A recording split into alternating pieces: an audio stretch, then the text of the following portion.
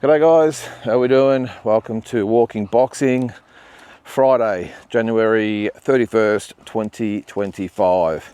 So last day of the month, 1 month down, 11 to go. And can't wait for February. I know I said this yesterday, but it's going to be a big month, and then March is going to be just as big. Well, maybe not as big, but still pretty big with all the boxing events, and then into April, which is more Aussie boxing events, so plenty to get through. But speaking of boxing events, yesterday the entire card for the Brock Jarvis and Thurman event was released. I don't know whether we've gotten sort of used to stacked cards, but it's stacked as far as, I was going to say, sort of Aussie A-side sort of talent, I suppose, but the matches themselves left a little bit to be desired. I don't know, again, maybe we're just getting a bit precious with everything. It's a bit of the Riyadh syndrome. I know the No Limit shows aren't what Riyadh put on, but a similar sort of thing where we get used to having stacked cards with the best sort of fighting the best or close to. So, yeah, I don't know. It's a little bit different. Sometimes the main event is good enough that the undercard just has to be adequate. But in this instance here, we've got Brock Jarvis and Thurman, of course, so I don't even know how that stands on its own feet. Been a lot of different opinions about the fight. I was sort of hoping that the fact that it is a bit of the unknown, and a lot of people are a little dubious about the fight, very cautious about the fight, or what's going to be expected. Again, you've got Brock Jarvis, who has fought one sort of very reasonable fighter in Liam Paro, and was knocked out in one round, and every other opponent on his record is very, very, what would you say, suspect? Well matched is probably the best term I'm probably going to go with there. Let's just say that. And he didn't look that impressive against Adrian Rodriguez, but then you throw him in with Thurman, who is very much an A-lister, but years ago, and hasn't fought for 3 years, and one fight in, 5.5 years, whatever it's been. So, I don't know, I just thought maybe the undercard would have been a little better. The Michael Zarafa thing, I sort of get that with the, what's his name, Basir A. I sort of get that fight in that they just want to get Michael a scalp and maybe set up some potential big fights for him. But the rest of the card, I'll go through it bit by bit anyway, and we'll dissect it. But one card that still hasn't been announced is the George Kambosos and Jordan fight. Now, I think I've said the last couple of days, still no mention of the fight in the Australian boxing media. Now, again, I understand there's probably an embargo in place where who is it? George Kambosos' promoters, so Top Rank Matchroom, have probably said to all the main guys, Neil's just spotted the horse. All the main media, boxing media in Australia, not just the social media guys either. I've seen nothing in the major newspapers. But what the odd thing is that Sky Nicholson's fighting Tiara Brown on the card. It's obviously not official, but it's all over the websites. And Sky and Tiara are actually doing interviews about the fight. So I don't know what the hold-up is. What date is it? March 22. So it's, 7 weeks away. Just announce the fight, guys. The suspense is no longer killing us. We know what's going on. Just announce the fight. And I just don't understand why, with the cat out of the bag, they haven't just fully announced it. And they teased it. They've sort of leaked it out, obviously, but we still actually haven't had an official announcement. This is not Kambosos Lomachenko. I don't think we need to keep building the fight up to the point where the crescendo comes to its peak and boom, and we have this big press conference and this super fight of the ages is announced. It's not. I mean, it's got to be some sort of hold up. It's got to be something, but I just don't know. It's been nearly a week since it's been sort of leaked, and as I said, Sky and Tiara are doing interviews. Just announce the fight, guys. Announce the card. Anyway, I'm sure there's a good reason behind it, but I would like to know what it is. All right, so onto this card. Actually, before I get into the no limit card, one thing I saw overnight was that it definitely looks like it's going to be Canelo Alvarez and William Skull in May. Now, the reason this is because it was actually thrown up that the two opponents in the running were Christian Mbili and William Skull. Now, William Skull has nothing planned, so obviously that makes sense for him to be in the running, but Christian Mbili has signed to fight Kevin Sojo in an IBF eliminator it's to basically fight Skull, but if he hasn't got the belt by the time they fight, after the Canelo fight, obviously it'll be the next in line for Canelo, although it looks like he's got another fight in September with Crawford, so whoever wins that fight between Mbili and Sojo will probably have to wait until next May to actually get their opportunity. So look, it'll be an entertaining fight. I think both guys, especially Sojo, are limited in their own ways. I think Mbili is probably the more skillful of the two fighters, but that's not saying a lot because Sojo just comes straight ahead, puts his head down and just wings the punches, so leaves himself so exposed. If he happened to get past Mbili and made it into the ring with Canelo, I think it'd be lights out. I just think it'd just be target practice for Canelo. But anyway, a long way to go for that. But look, it'll be very, very entertaining. Very similar styles. Both fight very, very similar, as I said. But I just think Mbili, just a little bit more polished, I suppose, if that's the word. But Sojo, he just reckless abandon. He puts the head down and just lets them go. So as I said, it'll be entertaining while it lasts anyway.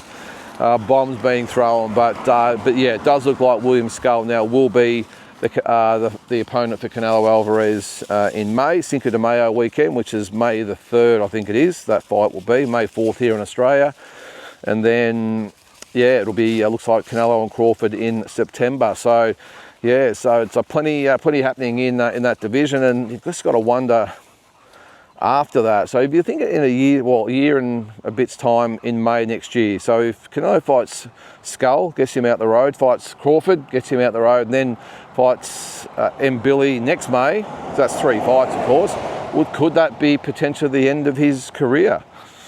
There's literally no one else to fight. Even David Benavidez, who's obviously made so much noise about fighting Canelo in the past, is eyeing a move to cruiserweight. Now, he did say he'd be able to get back down to light heavyweight to fight Canelo, but he didn't say super middleweight, and I just got a feeling that'll be the loophole for Canelo to say, I'm not going up to light heavyweight. I've been there, don't want to do it. The only way I'll go to light heavyweight is to fight probably Bivol. I don't think Canelo would go and fight Beterbiev if he wins this fight.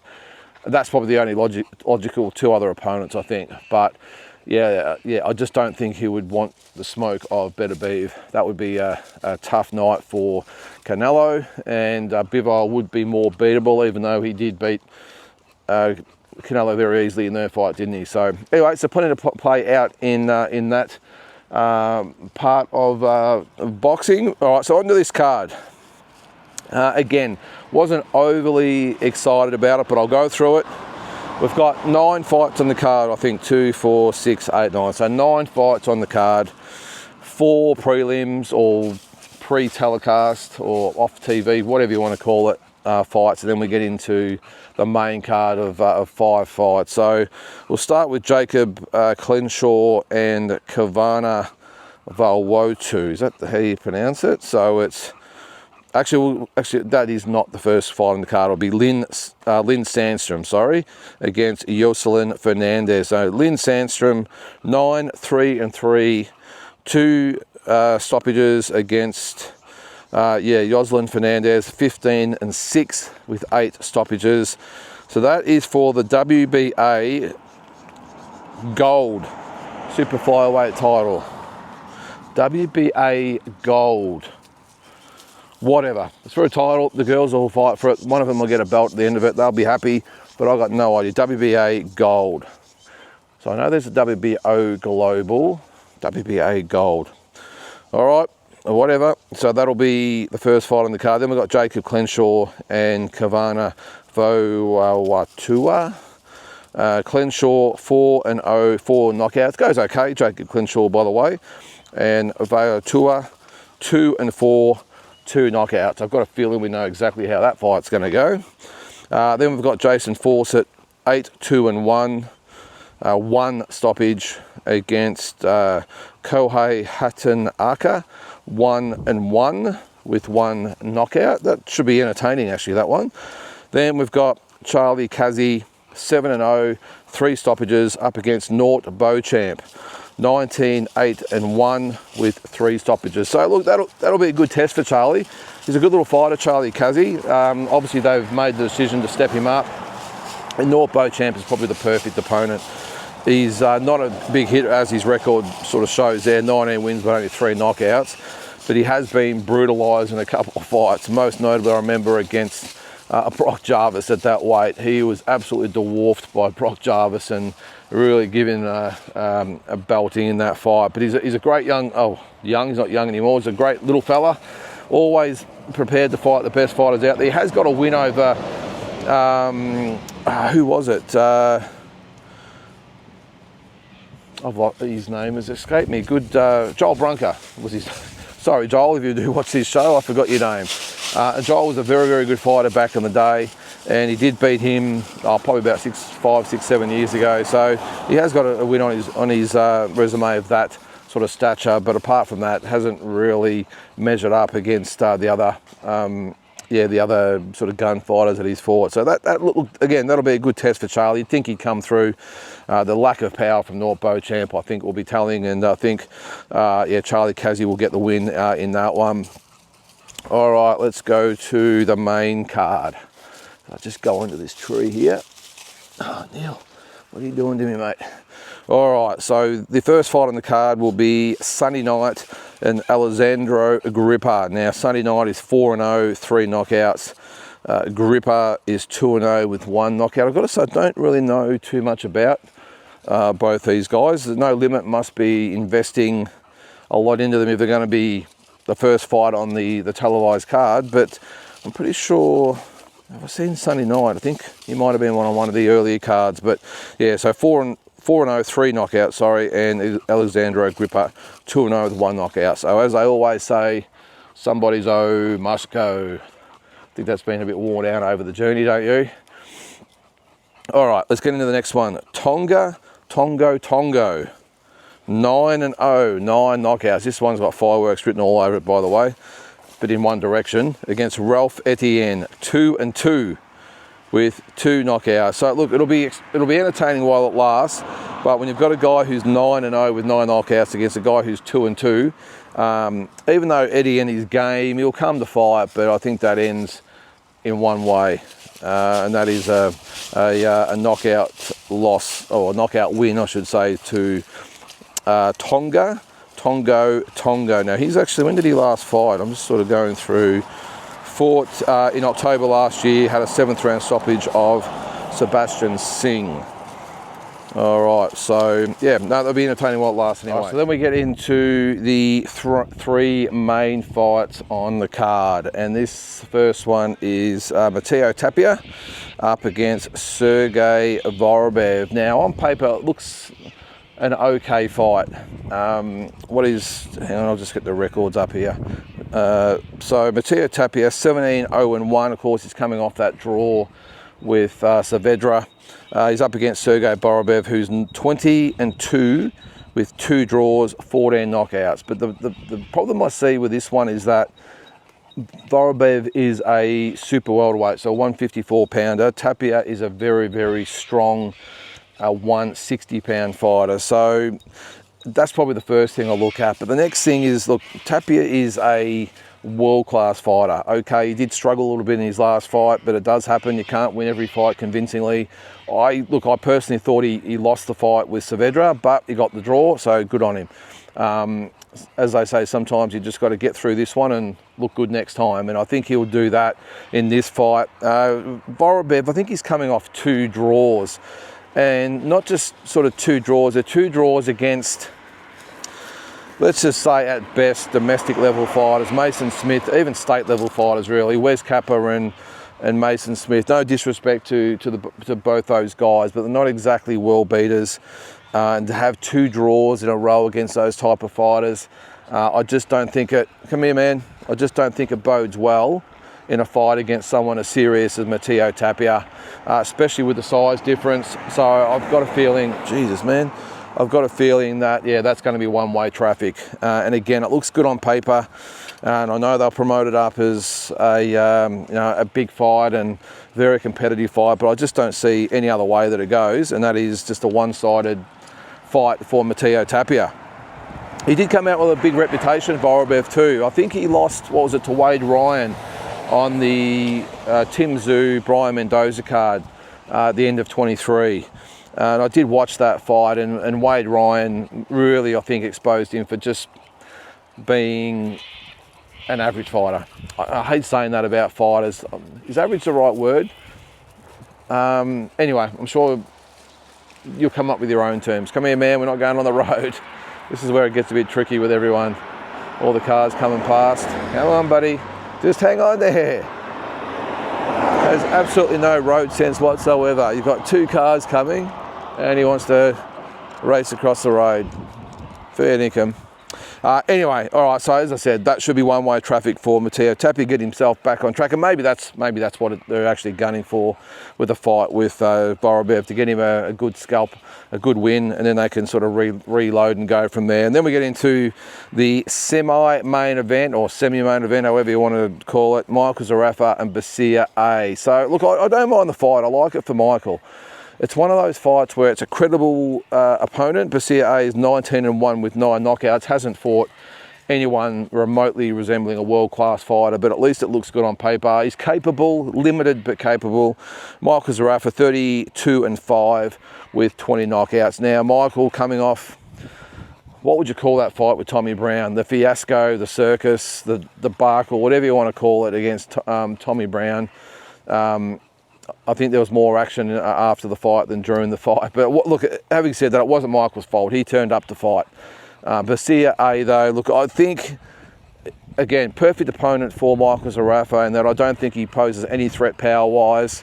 I think Michael should have him covered even as far as basic skills go. And I just think it's going to look good on Michael's record to beat a 19-1 fight. I know they'll talk him up, Basir A, that he's going to be in the running to fight Canelo next or something. You know, they always spin it. And George Rose he'll be talking this fight up like there's no tomorrow. Don't worry about that. And it'll all be what's going to happen after this. And is it going to be Tim, or is it going to be Nikita, or is it going to be Brock? I don't know. But you can be guaranteed that Basir A is going to go from just that B-side opponent to to a future world champion. But anyway, it's a bit like, when they do the trade week in the football. Average players are suddenly superstars when it comes to actually trading them out, and I just got a feeling that it's going to be similar with Basir A. They're going to talk him up. One thing I did notice, actually, just a quick on the side with Michael Zarafa in the come here, man, in the press conference. Actually, it wasn't a press conference. He got an interview. He talks in the third person. Have you noticed that? I meant to actually mention it when I first saw his interview. He talks in the third person. He says Zarafa is going to do this and Zarafa is going to do that. All right, whatever works for you, I suppose. But that was the first time I've noticed. I'm not sure whether it's a new thing or it's just something that I've just missed over the journey. But I did find that amusing that he speaks in the third person. All right, on to the main event. Just on that fight too, I think you will find that Michael Zarafa will probably get a late round stoppage or an easy points decision in that fight. Either way, it's going to be a pretty easy night for Michael, in my opinion. They wouldn't be bringing this guy out to give him a real hard fight, I wouldn't have thought, because they know the implications if Michael can't get over the line. They've run out of another option as far as fights for Tim and Nikita and other potential fights as well. So the main event, Brock Jarvis, Keith Thurman. Look, we're going to go over this a lot before they actually step in the ring. But again, my biggest concern, my biggest query is what exactly are we going to see on the night? Are we going to get a Shane Mosley type of Keith Thurman show up when Shane Mosley fought Anthony Mundine. Did not turn up at all, just turned up for the payday. It was a really disappointing night to see the way he turned up against Anthony Mundine that night. And I suppose in some respects you could say Roy Jones Jr., but look, at least he got hit with a really good right hand and went down, and that was the end of it for him.